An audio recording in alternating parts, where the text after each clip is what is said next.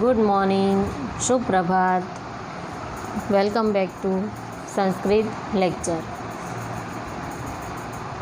આગળ આપણે જોયો હતો આપણો 9મો પાઠ, જેનું નામ છે ચક્ષુષ્માન અંધ એવ, એટલે કે આંખ હોવા છતાં પણ એ અંધ જ છે. આપણે પાઠને અનુલક્ષીને વાત કરી હતી ગદ્ય સમ્રાટ બાણભટ્ટની. તો બાણભટ્ટ છે એ પોતાના ગદ્યો માટે જાણીતા છે. એમનો સમય છે એ અંદાજે 7મી સદીનો પૂર્વાર્ધ માનવામાં આવે છે, જે સમ્રાટ હર્ષવર્ધનની સાથે જ. હર્ષવર્ધનની સમકક્ષ હોવાથી એમણે રાજા હર્ષવર્ધન વિશે એમના જીવનની ઐતિહાસિક બાબતોને લખી છે અને હર્ષચરિત એવું નામ આપ્યું છે. આ ઉપરાંત બાણભટ્ટે કાદંબરી નામનો ગ્રંથ લખ્યો છે, જેનું કથાવસ્તુ છે કાલ્પનિક છે. આપણને પેપરમાં છે કૃતિ અને કર્તાનું જોડકું પૂછાય છે, તો એમાં બાણભટ્ટ છે એમની કૃતિ, તો હર્ષચરિત અથવા કાદંબરી એ ઓપ્શનમાં પૂછાય છે. એટલે એ ધ્યાનમાં રાખીને આપણે કૃતિ અને કર્તા છે એ પણ સાથે જોતા જઈએ છીએ. તો આપણે વાત કરતા હતા કે ભાઈ ગદ્ય સમ્રાટ બાણભટ્ટ છે એમણે હર્ષચરિત અને કાદંબરી નામના 2 ગદ્ય કાવ્યો લખ્યા છે. કાદંબરીનું કથાવસ્તુ કાલ્પનિક છે અને હર્ષચરિત છે એ ઐતિહાસિક છે. રાજા હર્ષવર્ધનના જીવનના કેટલાક પ્રસંગો છે એ આ હર્ષચરિતમાં રજૂ કરવામાં આવ્યા છે, જેમાં કુલ 8 પ્રકરણો છે અને આ પ્રકરણોને ઉચ્છ્વાસ એવું નામ આપવામાં આવ્યું છે, જેના પ્રથમ ઉચ્છ્વાસમાંથી આ પાઠ આપણો જે છે એ સંક્ષિપ્ત કરીને લેવામાં આવ્યો છે. આપણા પાઠમાં છે એ વાત કરવામાં આવી છે કે બ્રહ્માજી છે એ દુર્વાસાને કઠોર શબ્દોમાં ઠપકો આપે છે. તો શું કામ ઠપકો આપે છે? તો કે પિતામહ બ્રહ્માની સભા ભરાણી હતી, જેમાં બધા ઋષિમુનિઓ છે એ વેદ મંત્રોનું ગાન કરતા હતા. જેમાં દુર્વાસા ઋષિ છે એ સામવેદના મંત્રનું ગાન કરતા હતા અને કોઈ કારણસર એમને અન્ય મુનિ સાથે ઝઘડો થયો, જેના કારણે એમને મંત્રગાનમાં ભૂલ થઈ અને આ જોઈ દેવી સરસ્વતીને હસવું આવ્યું. અને દેવી સરસ્વતીને હસવું આવ્યું, જેનાથી દુર્વાસા ઋષિ છે, દુર્વાસા મુનિ એ ગુસ્સે ભરાણા અને ગુસ્સામાં એમને ધ્યાન ન રહ્યું કે દેવી સરસ્વતીને શાપ આપે છે. ભાન ભૂલેલા દુર્વાસા દેવી સરસ્વતીને પૃથ્વી ઉપર અવતરવાનો શાપ આપી દે છે. દુર્વાસા ઋષિ છે એમના ક્રોધી સ્વભાવ માટે જાણીતા છે. બધાને ખ્યાલ છે કે વાતે વાતમાં દુર્વાસા ઋષિ છે એમને ક્રોધ આવી જાય, ગુસ્સો આવી જાય અને ગુસ્સામાં ને ગુસ્સામાં એ સામે કોણ છે, શું છે, કાંઈ જોયા વગર ને સામેવાળી વ્યક્તિને શાપ આપી બેસે છે. એટલે સભામાં બીજા ઘણા બધા ઋષિમુનિઓ છે, પણ દુર્વાસાનો સ્વભાવ જોઈને એ લોકો કાંઈ બોલતા નથી, એ મૌન રહે છે. પણ પિતામહ બ્રહ્મા છે એ દુર્વાસા ઋષિને ઠપકો આપતા કહે છે, જે આપણે પ્રસ્તુત પાઠમાં જોઈ રહ્યા છીએ. સાથે એ પણ કહ્યું છે કે ભાઈ આપણને દર્શાવ્યું છે કે ક્રોધને કારણે વ્યક્તિની બુદ્ધિ છે ભ્રષ્ટ થઈ જાય છે, એને સારા નરસાનો ખ્યાલ રહેતો નથી અને એટલા માટે આવી વ્યક્તિને આંખ હોવા છતાં આંધળો કહ્યો છે. ગુસ્સાને કારણે ગુસ્સો ભલે મનમાં પ્રગટ થતો હોય, પણ એની શરીર ઉપર જુદી જુદી પ્રતિક્રિયાઓ થાય છે, જે પાઠમાં દર્શાવી છે. અને સાથે જે ક્રોધાંધ માણસ છે, ક્રોધથી અંધ થયેલો માણસ છે, એ કઈ બાબતોને જોઈ શકતો નથી, એ દર્શાવ્યું છે. અને આપણે પણ ક્રોધથી દૂર રહેવું જોઈએ એ આ પાઠના માધ્યમથી સમજાવ્યું છે. મને પાઠમાં કીધું છે કે ભાઈ આવી રીતે હવે દુર્વાસા મુનિ છે એણે સરસ્વતીને શાપ આપ્યો છે, એ જોઈ અને બ્રહ્માજી છે એ મંગળકારી નગારા જેવા અવાજમાં દિશાઓને ભરી દેતા, એટલે પડઘાદાર કડક સ્વભાવમાં દુર્વાસાને સમજાવે છે કે આજે તમે માર્ગ ઉપર ચાલો છો, તમે જે રસ્તો પસંદ કર્યો છે એક સાધુને, એક તપસ્વીને શોભે તેવો નથી. આ માર્ગ છે એ પાછળથી હણી નાખે છે. જેમ ઘોડાઓ દ્વારા ઉડાડવામાં આવેલી રજ છે, ધૂળ છે, એ ચંચળ આંખોવાળાની દૃષ્ટિને મલિન એટલે કે ગંદી કરે છે, એમ ઇન્દ્રિયરૂપી ઘોડા દ્વારા એટલે કે તમારા મન દ્વારા આ જે ક્રોધરૂપી ઘોડાઓ દોડ્યા છે એ અંતે તો તમને નુકસાન જ કરવાના છે. ક્રોધને કારણે મલિન થયેલી દૃષ્ટિ અથવા તો મલિન થયેલી બુદ્ધિવાળા છે એ સાચું ખોટું છે એ જોઈ શકતા નથી, સમજી શકતા નથી. શું સાચું છે અને શું ખોટું છે એ કોણ સમજી શકે છે? તો કે શુદ્ધ બુદ્ધિવાળા, જેની બુદ્ધિ શુદ્ધ છે, જેમનું મન છે એ શુદ્ધ છે, એ વ્યક્તિ સાચું ખોટું છે એ સમજી શકે છે. તો તમે શું કામને આ પ્રકૃતિ વિરોધી આગ અને પાણી જેમ સાથે ન રહી શકે એમ ધર્મ અને ક્રોધને સાથે લઈને ચાલો છો? તમે શું કામને પ્રકાશમાંથી અંધકાર તરફ જઈ રહ્યા છો? આ તમે પસંદ કરેલો માર્ગ છે એ અયોગ્ય છે, તપસ્વીને શોભે એવું નથી. ખરેખર તો ક્ષમા છે એ દરેક તપસ્યાનું મૂળ છે, એટલે તમારે પણ ક્ષમા આપવી જોઈએ, માફી આપવાની ભાવના રાખવી જોઈએ.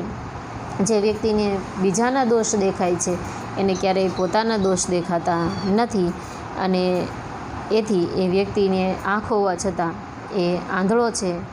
એક બાજુ તમે મહાન તપસ્વી, તપનું ભાર છે, અને બીજી બાજુ આ બીજાના દોષ જોવાની વૃત્તિ, તો આ વિરોધાભાસ છે એ તમને યોગ્ય લાગતો નથી. એટલે આવી રીતે છે એ પિતામહ બ્રહ્મા દુર્વાસા મુનિને સમજાવે છે. આગળ કહે છે ક્રોધની જે શારીરિક અસરો છે, આપણે વાત કરી હતી કે ભાઈ ટૂંકનોંધમાં પૂછાય છે અને એમાં પેરેગ્રાફ છે આવી રીતે તમે લખી શકો. તો કે ક્રોધથી જેની બુદ્ધિ મલિન થઈ ગઈ છે, દૂષિત થઈ ગઈ છે, એ વ્યક્તિને શું કરવું અને શું ન કરવું એ વિચારી શકતો નથી. એની વિદ્યા નાશ પામે છે, પછી એની ભમરમાં ફરક પડે છે, એની ઇન્દ્રિયો ઉપર આસક્તિ છે એ આક્રમણ કરે છે, એટલે લાલાશ છે એના ચહેરા ઉપર છે, આંખ ઉપર, નાક ઉપર છે, ગુસ્સાને કારણે લાલાશ આવી જાય છે, અને પછી એની આંખ છે એ ફરકવા માંડે છે, એના હોઠ ફરકવા માંડે છે, અને પરસેવો વહેવા લાગે છે. તો આ ક્રોધની આવી શરીર ઉપર ભિન્ન ભિન્ન અસરો જોવા મળે છે. તો તમારો જે વેશ છે, મુનિ વેશ છે, સાધુઓને શોભે એવો હોવો જોઈએ, પણ એ લાગતો નથી. જેમ નાટકમાં એક નટ છે એ કામ કરતો હોય તો એ પાત્ર પ્રમાણે એના હાવભાવ છે દર્શાવે છે, એમ તમે પણ વેશ મુનિનો પહેરીને ફરતા હો અને મનથી તમે જાણે નાટક કરતા હોય એવું લાગે છે, તો હું તમારામાં શાણપણ જોતો નથી, એવું કહી અને પિતામહ બ્રહ્મા છે એ દુર્વાસાને ઠપકો આપે છે. આ આપણે જોયું હતું પાઠની સમજૂતીમાં, આપણે ટૂંકમાં એકવાર રિપીટ કર્યું. હવે આપણે જોઈએ આ પાઠના શબ્દાર્થ.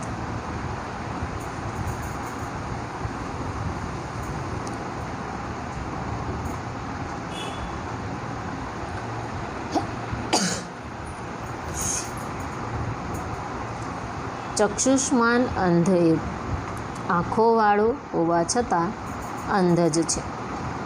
શબ્દાર્થ શરૂ કરીએ. સપ્તામ, શાપિત થયેલી.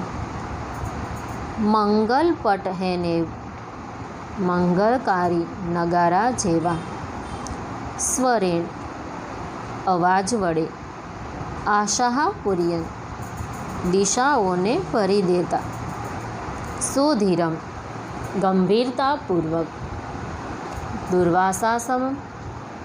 દુર્વાસા મુનિને ઉવાચ, કહ્યું.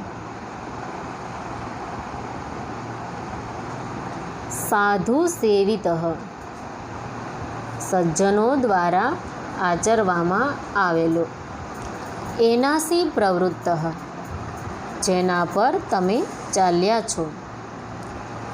નિહંત્યેશ પરસ્તાત, એ પાછળથી હણી નાખે છે. ઇન્દ્રિય અશ્વસમ ઉત્થાપિતમ, ઇન્દ્રિયોરૂપી ઘોડાઓ દ્વારા ઉડાડવામાં આવેલી. કલુષયતી, મલિન કરે છે.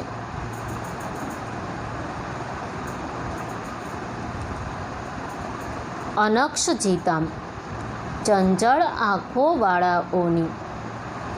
ચક્ષુરીક્ષતે, આંખ જુએ છે. વિશુદ્ધયા ધિયા, શુદ્ધ બુદ્ધિ વડે. કૃત બુદ્ધય શુદ્ધ બુદ્ધિવાળાઓ. અસતઃ ખોટા, સતઃ સાચા. અસતઃ અને સતઃ બંને શબ્દ છે એકબીજાના વિરોધાર્થી. નિસર્ગ વિરોધિની, પ્રકૃતિનો વિરોધ કરનારી. પયઃ પાવકયો ઇવ, પાણી અને આગની જેમ. ધર્મ ક્રોધયો, ધર્મ અને ક્રોધની. આલોકમ, પ્રકાશને. અપહાય, છોડીને.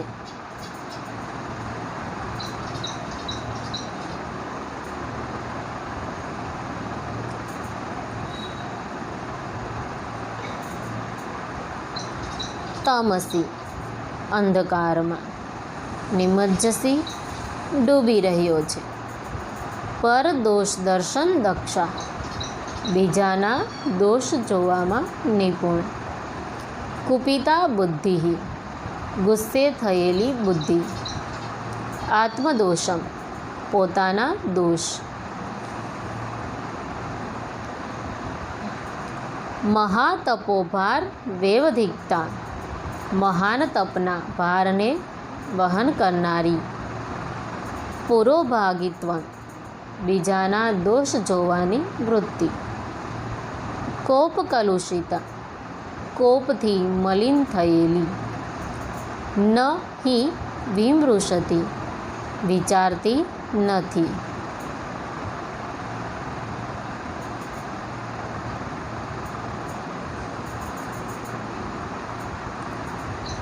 કર્તવ્યમ અકર્તવ્યમ વા, કરવા યોગ્ય અથવા ન કરવા યોગ્ય. અંધકારી ભવતી, આંધળી બની જાય છે. ભ્રુકુટિ, ભમર. આદો, શરૂઆતમાં. રાગ, આસક્તિ, લાલાશ. સમાસ્કંદતી, આક્રમણ કરે છે. ચક્ષુઃ, નેત્ર. સ્વેદ સલિલમ, પરસેવો. અયશઃ, અપયશ. અધરઃ, નીચલો હોઠ.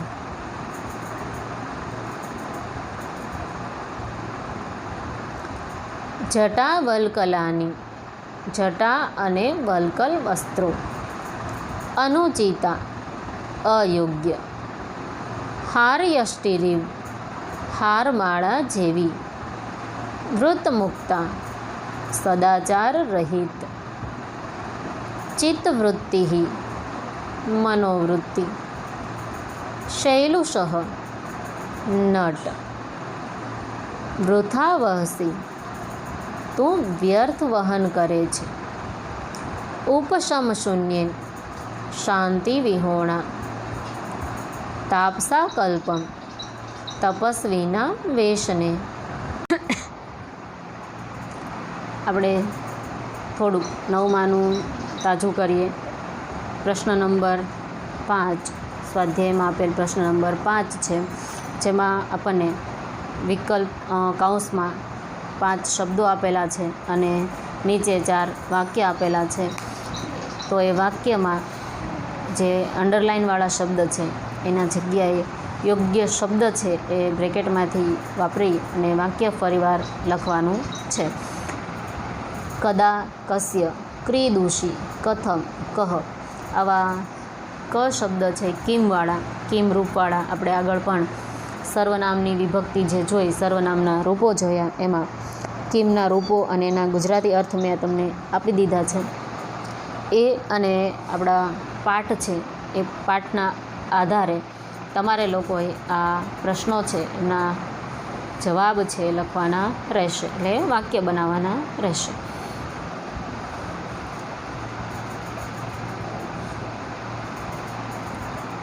સાથે જ થોડુંક એક્સ્ટ્રા નહીં પણ હોમવર્ક જરૂરી છે, એટલા માટે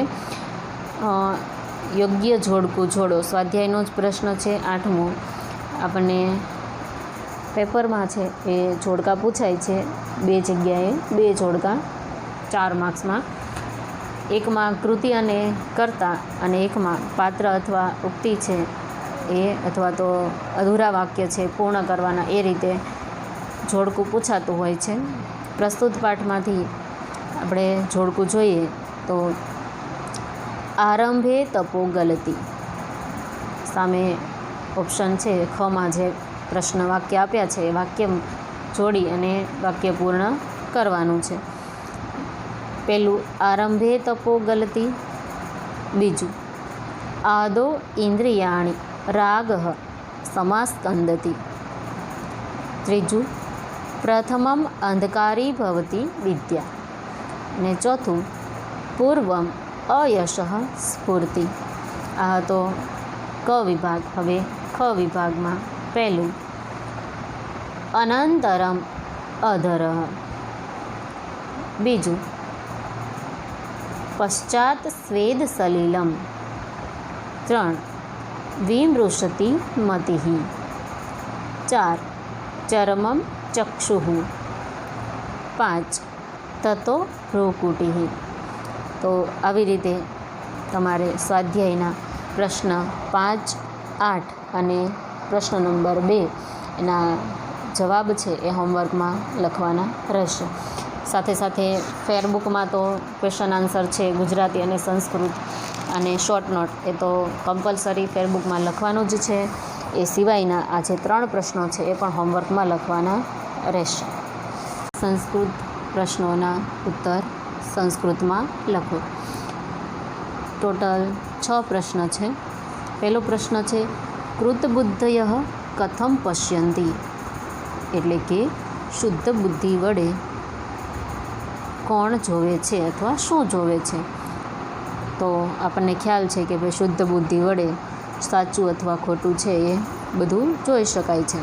તો આપણે લખવાનું ટેક્સ્ટબુકમાંથી કે કૃતબુદ્ધય વિશુદ્ધયા ધિયા અસતઃ સતો વા સર્વાન અર્થાન પશ્યંતિ. બીજો ક્વેશ્ચન છે ધર્મક્રોધયો એકત્ર વૃત્તિ.